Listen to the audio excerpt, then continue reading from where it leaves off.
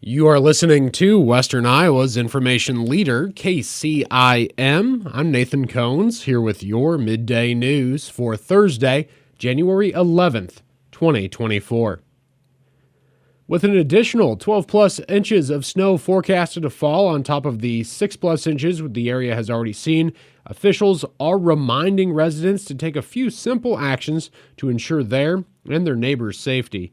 Carroll Fire Chief Dan Honish says it is important to check furnace intakes and exhausts and their dryer vents to ensure they have not become blocked by snow and ice.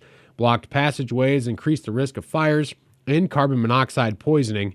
Honish adds it is worth checking exterior natural gas regulators if your home has one while you're outside.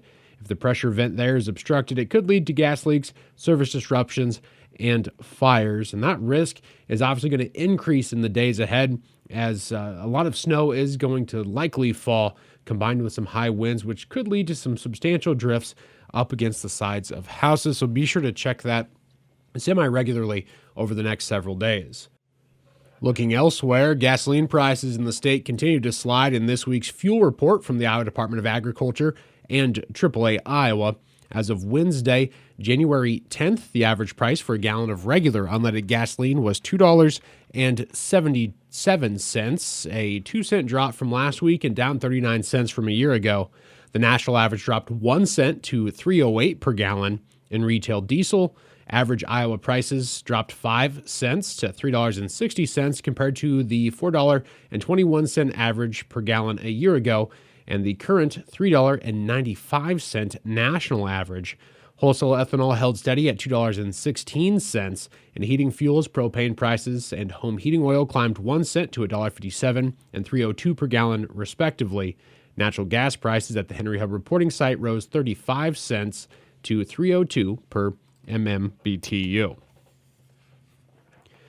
During Monday's meeting, the Carroll City Council gave final approval to adjust the speed zones on Grant Road near Fairview Elementary. The ordinance, which would move the start of the 25-mile-per-hour zone an additional 220 feet farther north, was first introduced during the council's December 18th meeting, and Police Chief Brad Burke says they have not heard any substantial opposition to the ordinance change since then. What this will do is it'll move the speed zone on Grant Road north to the south edge of the golf course. So at that location, for southbound traffic, it'll change to 25. For northbound traffic, at that point, would change to 35. This was at a request of the residents and a couple of the condos that live along Grant Road across the street from Fairview Elementary. So we believe that this should help with slowing some of the traffic down that location too. And since the reading back in December, I have not received any information either for or against this code. Due to the area in question being immediately adjacent to the school and residential neighborhood, safety is the driving factor behind the move. Previously, Burke noted traffic in that section was averaging close to 10.5 miles per hour over the limit every day. The council favored the move, but asked if drivers would have a probationary period to adjust. We'll put our speed sign up to the one that flashes and kind of let you know where you're at just to give people an idea. And then, we'll be writing, within reason. If someone's going 50 there, we're probably going to continue to write citations for those ones. But if they're close to that 35 where it's currently at, then we'll be very generous for the time being until that kind of gets a little bit normal.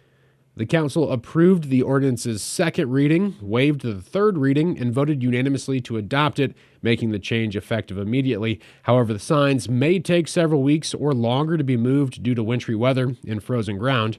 Once the signs are positioned in their new locations, Burke says there will be a concerted enforcement effort to change driver habits in that area.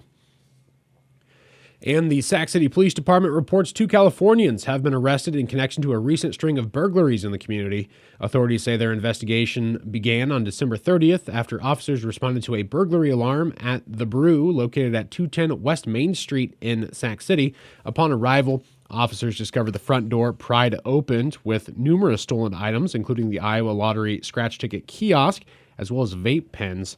A joint investigation with the Fort Dodge Police Department found that Samantha Flippo and Robert Price, both of Sacramento, California, allegedly collaborated in a series of criminal activities. On December 24th, the pair committed third-degree burglary at Dale's Corner store in Fort Dodge, stealing the Iowa Lottery scratch ticket kiosk at that site. Authorities say they cashed winnings from stolen scratch tickets at various locations in Ida County, Sac County, and Webster County. Further thefts occurred until December 31st when the Fort Dodge Police Department apprehended them. A subsequent search warrant at the Quality Inn in Fort Dodge, where the pair was staying, uncovered lottery tickets tied to the brew and a bathroom air vent, confirmed by the Iowa Lottery Investigation Unit. Filippo and Price have been charged with ongoing criminal conduct, a Class B felony, third-degree burglary, and 5 counts of lottery theft. The last 2 charges there, Class D felonies. The investigation is ongoing, and additional charges may follow. And we do need to step away here for just a moment. We'll be right back. There's more news on the way after this, right here on KCIM. Next Gen Ag Supply, this is Heidi. Hey Heidi, we had a feed line break over the weekend. We need to get it fixed ASAP. No problem. Stop in and I'll get you the parts you need. Hey Heidi, harvest is approaching and I need an easy way to fuel up my equipment. We've got you covered. Let me show you what we have for Thunder Creek fuel trailers. At Next Gen Ag Supply in Templeton, we understand the hard work and maintenance it takes to keep your operation running smoothly. Stop in or give us a call at 669-3459 and let us know what we can do to help. 2024 is off and running, and so are the deals at Witchrock Motor Company in Carroll. If you missed the 10% off MSRP on a new Grand Cherokee last month, don't worry, you still have time. Right now, get 10% off the official vehicle of winter, the new Jeep Grand Cherokee. This great offer is available on both 2- and 3-row models and will save you thousands. See us today during the Start Something New sales event going on now at Witchrock Motor Company in Carroll, where you'll always find the lowest prices and first-class service after the sale. Witchrock Motor Company, we stand above the rest. Welcome back to KCIM's Midday News. I'm Nathan Cones reporting. Iowa Governor Kim Reynolds signed a proclamation of disaster emergency for the state to facilitate access to supplies of motor and heating fuels.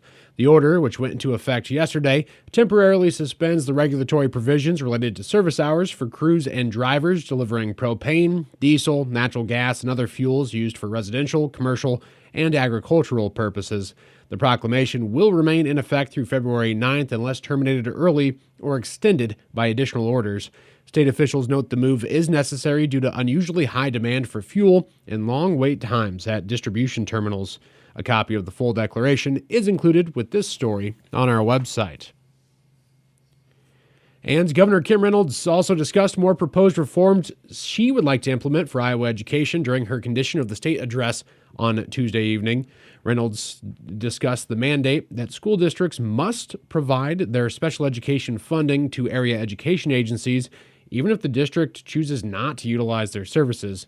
Iowa students with disabilities are performing below the national average, ranking 30th or worse on 9 out of 12 national assessments, all while Iowa is spending $5,300 more per pupil on special education than the national average. Reynolds says AEAs have grown well beyond their core mission of helping students with disabilities, creating top-heavy organizations with high administrative expenses. Under my proposal, AEAs will focus solely on students with disabilities, as they should. Independent oversight will move to the Department of Education. And most importantly, school districts will now control their special education funds, meaning they will no longer be mandated to send these funds to the AEAs. A vital education topic that has continued throughout the years is how reading is the foundation of learning and a key component of every child's success. Reynolds says children who can't read by 3rd grade are 4 times more likely to drop out of high school, yet 35% of 3rd graders in Iowa are not proficient in reading. Reynolds says, in partnership with Lexia Learning, Iowa is now offering elementary school teachers a free training program on the science of reading. This program helped improve reading scores in other states, and I'm confident it will do the same here. Already, nearly 2,000 teachers and administrators have started training or are registered to start soon. Reynolds mentions that Iowa is the only state that does not require a competency test in early literacy instruction for a teacher licensure, which he says needs to change. We're also going to require, as every other state does, that our teachers pass a nationally recognized test, and we're going to hold colleges and universities accountable by making the foundation of reading assessment a requirement for education majors to graduate. So I hope every legislator in this room will join me in making literacy a top priority in every Iowa classroom. Reynolds addressed the last topic for education reforms that are proposed, discussing teacher pay. Reynolds says the success of our kids will always depend on great teachers.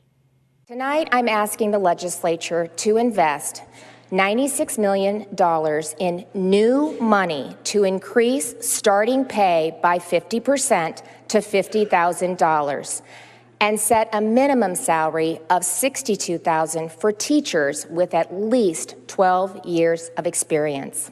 In addition, I'm allocating $10 million to a merit-based grant program that will reward teachers who have gone above and beyond to help their students succeed.